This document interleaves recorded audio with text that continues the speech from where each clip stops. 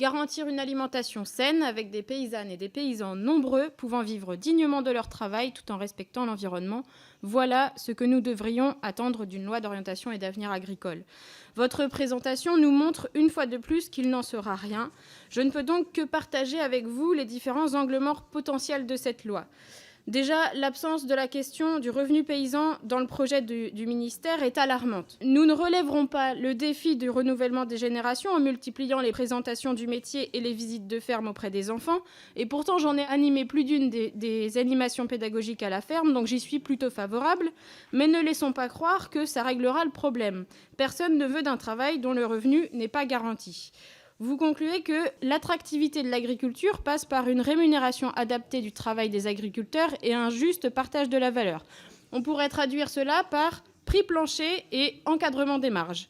Vous comprendrez donc ma perplexité devant l'obstination macroniste à s'y opposer. Le second angle mort que vous pointez à juste titre est celui de l'accès au foncier. Le refus du ministère de prendre ce sujet à bras-le-corps est là encore incompréhensible. Parler d'installation sans garantir un accès aux terres agricoles, c'est complètement déconnecté de ce qui se passe aujourd'hui sur le terrain.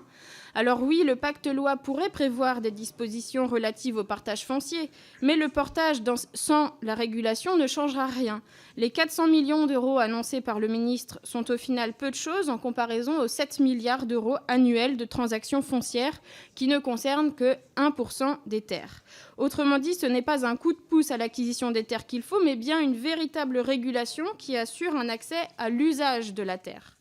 Donc, pas de revenus, pas de foncier. On devient très curieux sur le contenu d'une grande loi d'orientation agricole qui évite tous les sujets. Vraisemblablement, il ne sera pas question non plus de transition et d'adaptation au changement climatique.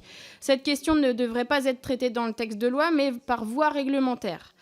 L'un des outils déjà disponibles pour y répondre sont les mesures agro-environnementales et climatiques, les MAEC. Vous mettez également l'accent sur le désarroi de la filière bio, pourtant incontournable dans la transition agroécologique. Là encore, le pacte loi restera silencieux.